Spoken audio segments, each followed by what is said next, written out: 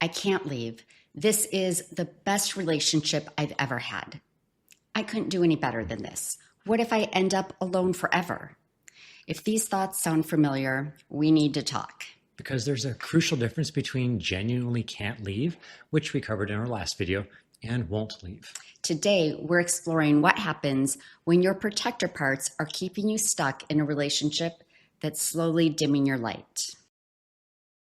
In our last video, we talked about people who truly cannot leave due to genuine barriers like financial dependence, safety concerns, or health issues. But today, we're addressing something different and honestly, more common. When you think you can't leave, but the barriers are actually internal. And I want to say this with so much love and compassion, because I've been here myself.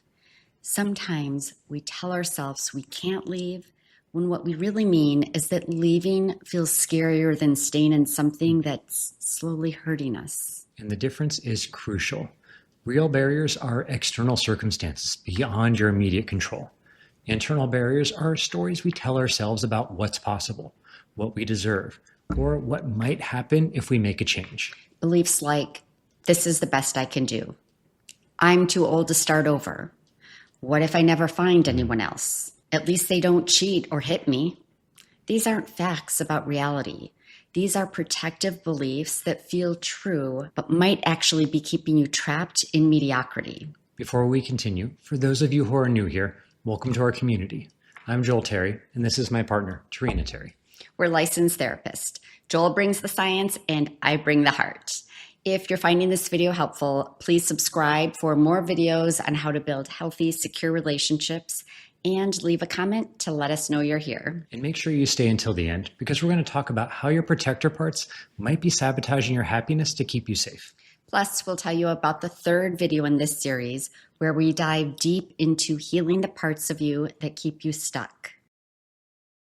In internal family systems, we understand that parts of us develop to protect us from pain. And sometimes these protector parts decide that staying in familiar dysfunction is safer than risking unknown possibilities. Your protector parts might be saying things like, better the devil you know than the devil you don't, or at least with this person, I know what to expect. These parts developed these strategies for good reasons. Maybe you experienced abandonment, rejection, or chaos in the past. But here's what's important to understand. Protector parts are often working with outdated information. They're making decisions based on past wounds rather than present reality. The part of you that says, I could never do better than this, might be a young part that learns to settle for scraps of attention or love. And the part that says, what if I end up alone? That part might be carrying the terror of a child who felt abandoned. But you're not that child anymore. You have resources, wisdom, and capabilities that child didn't have. One of the most common ways protector parts keep us stuck is by making the unknown feel more dangerous than the known, even when the known is slowly eroding our sense of self-worth and joy. I see this all the time with people who stay in relationships where they're getting maybe 40% of their needs met because they're terrified that if they leave, they might get 0. But here's what they're not considering. What if they could get 80% or 90% of their needs met with someone who actually values them? It's like staying in a job that makes you miserable because at least it pays the bills, without ever exploring whether there might be another job that pays the bills and brings you fulfillment. Your protector parts are focused on survival, not thriving. And I get it. Leaving requires facing uncertainty. It means potentially being alone for a while. It means admitting that the time you've invested wasn't leading where you hoped. It means risking rejection or failure. And these are understandable fears. But staying also has risks that your protector parts might not be calculating. The risk of looking back in 10 years and realizing you wasted your most precious resource, time, waiting for someone to love you the way you deserve to be loved all along. So let's do a gentle but honest reality check. If you're saying, I can't leave, ask yourself, is this actually can't or is this won't? Are there genuine external barriers or are you being held back by fear and limiting beliefs? Try this exercise. Imagine your best friend came to you describing your exact relationship situation. What would you tell them? Often, we can see clearly for others what we can't see for ourselves. Or consider this question. If you knew for certain that you would find someone who truly cherished you within 2 years of leaving, would you still stay? If the answer is no, then the real barrier isn't that you can't leave. It's that you don't trust that something better is possible. And here's something that might surprise you. Research shows that people consistently overestimate how long they'll feel sad after a breakup and underestimate their ability to adapt to find happiness again. Your protector parts are trying to shield you from temporary pain, but they might be condemning you to long-term suffering. I also want to address something we hear a lot. This is the best relationship I've ever had. And while maybe that's true, just because it's the best you've experienced doesn't mean it's the best available to you. Your relationship history does not set the ceiling for what's possible in your future. When we stay in relationships that don't truly nourish us because we're afraid of the unknown, we pay a hidden cost. We start dimming our light, lowering our expectations, and convincing ourselves that mediocrity is enough.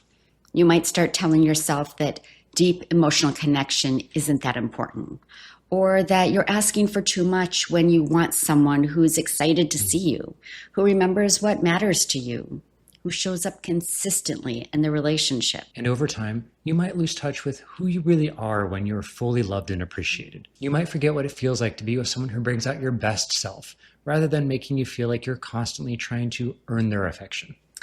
This is what we mean when we say some relationships slowly dim your light.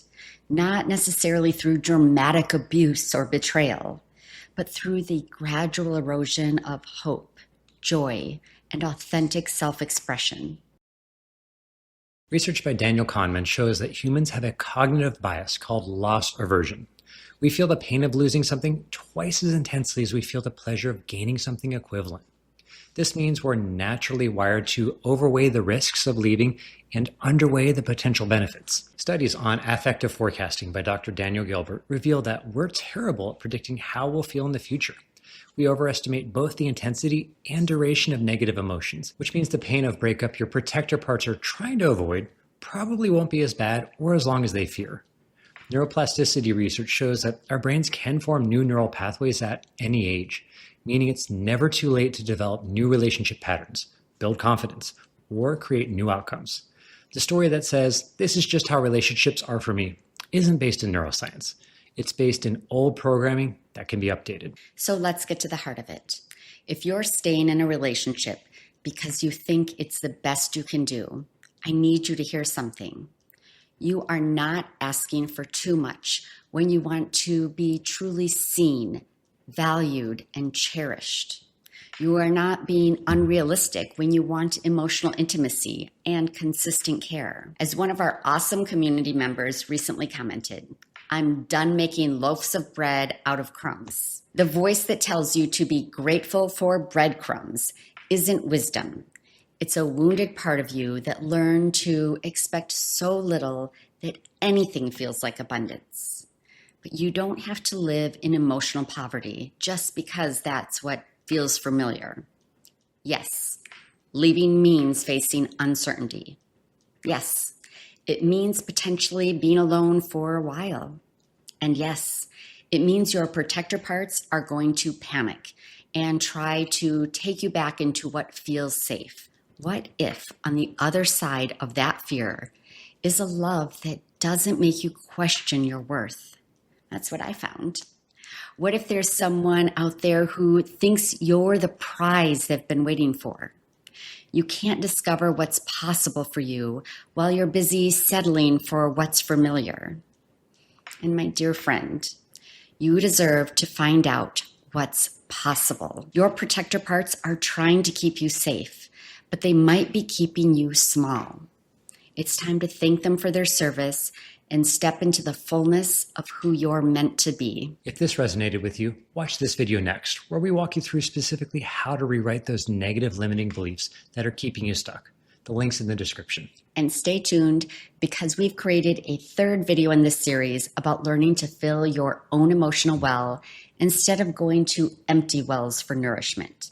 We'll dive deep into healing the wounded parts of you that keep you accepting less than you deserve. Don't forget to check your inbox on Wednesdays for our weekly relationship email.